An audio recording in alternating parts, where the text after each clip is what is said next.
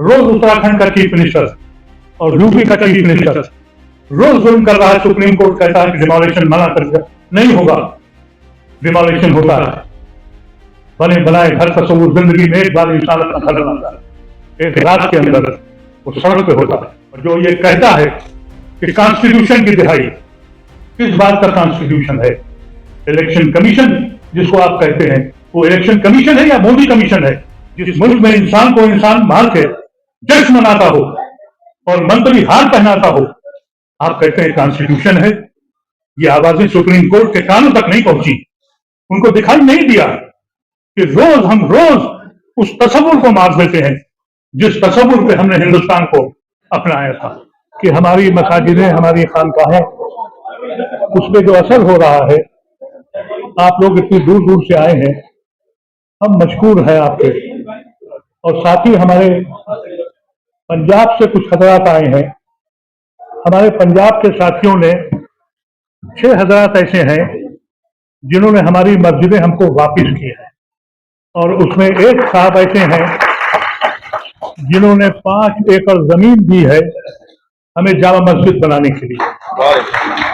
उन्होंने ये कहा कि अगर सुप्रीम कोर्ट 5 एकड़ जमीन देती है, और उन्होंने खुद अपनी जात से, कल रात उनसे बात हुई, वो कनाडा में है, उनके एक नुमाइंदे, उनके कजिन यहाँ होंगे। आखिर में हम चाहेंगे कि उनको हम लोग कुछ एजाज दें और उनको बताएं हिंदुस्तान को कि हमारे वो भाई जो हमारी वीरान मजहबीदें थी, उसको उन्होंने तोड़ा नहीं और आज वापस किया हमें। और दूसरी तरफ हुकूमत हिंद हमारी मसाजिदों को बुलडोज कर रही है। कहा यह जा रहा है कि कॉन्स्टिट्यूशन बचाया जाए। कहाँ है कॉन्स्टिट्यूशन? हमारे दोस्त ने कहा भी, इनके वालिद ने मिल्लत के बड़े काम किए हैं, सईद साहब मरहूम को हम लोग आज भी जानते हैं। आपने कहा कि कॉन्स्टिट्यूशन के साथ मुझे बताइए कि प्राइम मिनिस्टर का एडवाइजर ये बयान देता है कि हम पे बड़ा जुल्म हुआ है, अब बदला लेने का वक्त आ गया है, अब हमें इंतकाम लेना है, और अपने गुंडों से कहता है कि तुम्हारा खून गर्म क्यों नहीं है? कोई एक्शन हुआ? प्राइम मिनिस्टर बोले, होम मिनिस्टर बोले, और आपकी पॉलिटिकल पार्टीज ने संज्ञान लिया? एक मजाक बना दिया खुलेआम। चीफ मिनिस्टर कहता है आसाम का कि हम यहां से लाखों हजारों लोगों को निकालेंगे। कोई एक्शन हुआ? आप कहते हैं कि कॉन्स्टिट्यूशन से चलो। कहां है कॉन्स्टिट्यूशन? एक दिमाग बना दिया है कि कॉन्स्टिट्यूशन है। जिस मुल्क में इंसान को इंसान मार के जश्न मनाता हो और मंत्री हार पहनाता हो, आप कहते हैं कॉन्स्टिट्यूशन है। ये आवाजें सुप्रीम कोर्ट के कानों तक नहीं पहुंची, उनको दिखाई नहीं दिया कि हम रोज उस तस्वुर को मार देते हैं जिस तस्वुर पे हमने हिंदुस्तान को अपनाया था। और ये बात जो लोग आए हैं वो सुन लें कि हमने मुस्लिम मुल्क की हिमायत नहीं करी, हिंदू मुल्क में रहने को हम तैयार नहीं हैं, गर्दनें तैयार है हमारी, लेकिन अमल की जरूरत है। और अमल की जरूरत जब है जब आप अपने दिलों से खौफ को निकाल दें। अभी आपके पास लोग हैं, अभी संजय बोल के गए, ऐसे बहुत से लोग हैं। अफसोस यह है कि मेरे हिंदू भाई अफसोस तो कर रहे हैं, चुप्पी साधे हुए हैं, और आप खौफ से डरे हुए हैं। यह सिलसिला बंद होने वाला नहीं है। और जो ये कहता है कि कॉन्स्टिट्यूशन की दिहाई, किस बात का कॉन्स्टिट्यूशन है? इलेक्शन कमीशन जिसको आप कहते हैं, वो इलेक्शन कमीशन है या मोदी कमीशन है? मोदी उसका मेंबर है, उसका एक मिनिस्टर वो इलेक्शन कमीशन बनाता है और कहते हैं कि कॉन्स्टिट्यूशनल बॉडी है। और जब ये सुप्रीम कोर्ट ये कहता है कि हम एक मेंबर हैं, तो कॉन्स्टिट्यूशन चेंज हो जाता है। और फिर भी हम कह रहे हैं कॉन्स्टिट्यूशन हमारा बता रहा है। ये दिल फट चुका है, ये समझ में नहीं आता है। हमको ये चाहिए था, ये उम्मीद थी कि एक प्राइम मिनिस्टर का एडवाइजर जो प्राइम मिनिस्टर को एडवाइस करता है, वो खुलेआम कह रहा है। कोई नहीं बोला, किसी ने कोई एक्शन नहीं लिया। रोज उत्तराखंड का चीफ मिनिस्टर और यूपी का चीफ मिनिस्टर रोज जुल्म कर रहा है। सुप्रीम कोर्ट कहता है कि डिमोलिशन मना कर दिया, नहीं होगा, डिमोलिशन होता है। बने बनाए घर तस्वुर जिंदगी में एक बार इंसान अपना घर बनाता है, एक रात के अंदर वो सड़क पे होता है। पॉलिटिकल पार्टीज की आवाज नहीं निकलती। इसलिए नहीं निकलती कि एक माहौल बन गया है कि अगर मियां को सपोर्ट किया तो हिंदू वोट भाग जाएगा, इसलिए बोलने को तैयार नहीं है। हमको ये उम्मीद थी कि इस तरह की बयानबाजी पर लोग सुप्रीम कोर्ट जाएंगे। कांग्रेस पार्टी में अगर कोई शख्स राहुल गांधी के खिलाफ चला जाए तो सड़कों पे आप आ जाएंगे। समाजवादी में अखिलेश के खिलाफ कोई बयान हो तो आप अपनी टोपियां पहन के घूमेंगे, लेकिन जब इतनी बड़ी वायलेशन होगी तो पॉलिटिकल लीडर्स नहीं बोलेंगे। इसीलिए जरूरत है उन सारे लोगों की, चाहे सिख हो, चाहे क्रिश्चियन हो, चाहे दलित हो, और या कोई भी पिछड़ा हुआ हो, सड़क पे आना पड़ेगा। ये खौफ, ये डर कब तक देश में रखोगे? आने वाली नस्लें हमें कोसेंगी कि हम ऐसी कौम से ताल्लुक रखते थे कि हम रोज किस्तों में मरते रहे, कत्ल होते रहे और देखते रहे। हमसे पूछे दर्द का हाल।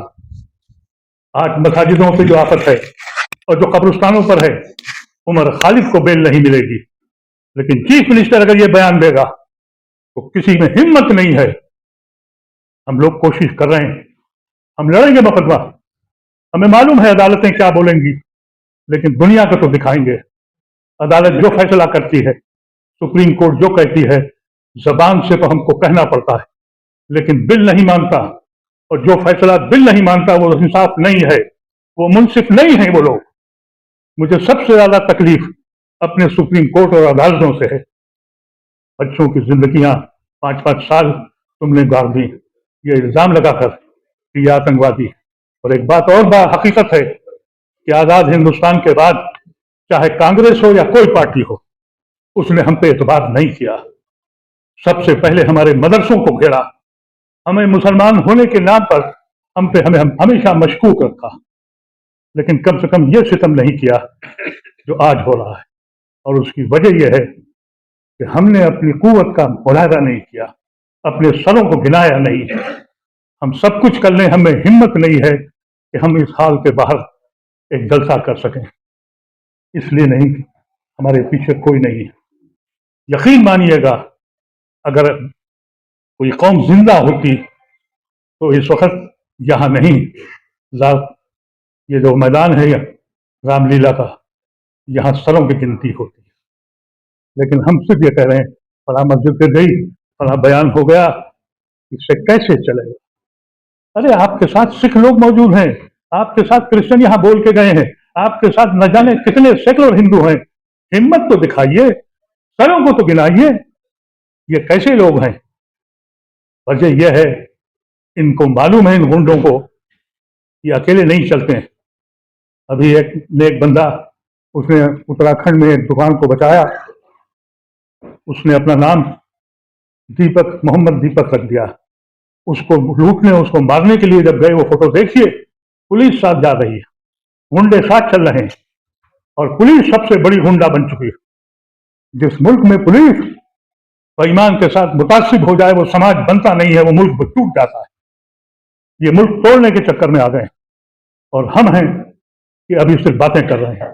ये मसला आज सुबह इस बात पे डिस्कस हुआ कि जो भी मसाजिदें, कब्रिस्तान और जो भी रिलीजियस जगह हैं, हमारी हों, क्रिश्चियंस की हों, सिख भाइयों की हों, जिसकी भी हों, हम एक साथ खड़े हों, अपनी कुव्वत का मुजाहरा करें और डरना बंद कर दीजिए। और एक बात याद रखिएगा, अगर कुर्बानी देनी है तो पार्ट टाइम नहीं दी जाती, पूरा वक्त देना पड़ता है। कोई हुकूमत हो, कोई बात सबूत हो, जब तक आप पूरी कुव्वत के साथ वक्त नहीं लगाएंगे, ज्यादा लोग नहीं चाहिए, 200 लोग खड़े हो जाइए, सिर्फ 200 लोग। इसी दिल्ली में केजरीवाल 50 आदमी कमिटेड लेके खड़ा हुआ और हाकिम वक्त बन गया। हम 200 आदमी इकट्ठा नहीं कर पाए। हम लोग कोशिश करते हैं, और हमारे दिल से पूछिए कि हमारे दिल में क्या आग लगी है। हुकूमत से नहीं, अपनी कौम से आग लगी हुई है। बेहोशी की चादर ओढ़ रखी है उन्होंने, खौफ से डरे हुए हैं। ये नहीं मालूम उन्हें कि उनके आने वाली नस्लें क्या करेंगी। उनको ये मालूम होना चाहिए था, हम वो लोग हैं जिसने अपने खून को बांटा था, हम वो लोग हैं जिसने जिना को ठुकराया था, हम वो लोग हैं जिसने गांधी को माना था। आज हम ही मुश्तबा और मशकूक, और हमारी बस्तियों में हम गुनहगार के हैसियत से रह रहे हैं, और बोलने को हम तैयार नहीं है। मैं समझता हूं ये जो आज आप सरदार तशरीफ लाए, पूरा वक्त दिया, कमिट कीजिए, हर मौके पर हर जगह मुकदमे दायर करिए, इनको परेशान करिए इसलिए कि जहां जहां हो हर जिले में बोलिए। देखें कब तक अदालतों के कान नहीं सुनेंगे, कब तक अदालतों के हाथ नहीं चलेंगे। अदालतों का हाल ये हो गया है, कमेंट्स बहुत अच्छे करते हैं लेकिन जब लिखने बैठते हैं तो हाथ थर्रा जाते हैं और हमसे कहा जाता है एतबार करो, अदालत को मान लो। अदालत के फैसले बाबरी मस्जिद से लेकर उमर खालिद तक आपने देख लिए। हैरत होती है इस मुल्क पर और कहा जाता है कि गर्व से कहो। मैं भले लानिया कहता हूं, मैं गर्व से कभी नहीं कहूंगा। ये मेरा मुल्क गर्व करने वाला नहीं है, शर्म करने वाला। मैं शर्म करता हूं अपने मुल्क को और शर्म करता हूं यहाँ के प्राइम मिनिस्टर को, यहाँ की हुकूमतों को, और अफसोस करता हूं अपनी कौम की बुज़दिली और नाकामी पर।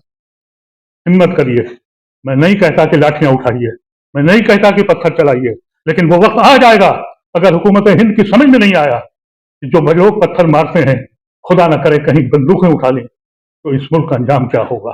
उस वक्त से हम डरते हैं, उस वक्त से हम बचाना चाहते हैं इस मुल्क को। और सुनने वाले सुन लें और हाकिमों को बता दें कि अगर हमने क़यादत छोड़ दी तो जो क़यादत आएगी वो तुम्हारे साथ वैसे ही तलवार चलाएगी जैसे तुम्हारे गुंडे हमारे ऊपर तलवार चला रहे। बहुत बहुत शुक्रिया। मैं चाहूंगा कि हमारे सिख भाइयों को थोड़ा इंतजार कर लें। हम आपके मशकूर ममनून हैं, आपके उन लोगों के ममनून हैं जिन्होंने हमारी वीरान मस्जिदों को आबाद करने का दिया। अल्लाह आपको उसकी जगह भी देगा। हमारे दिलों में जो जगह है हम उसको बयान नहीं कर सकते। वाखिर दवा है।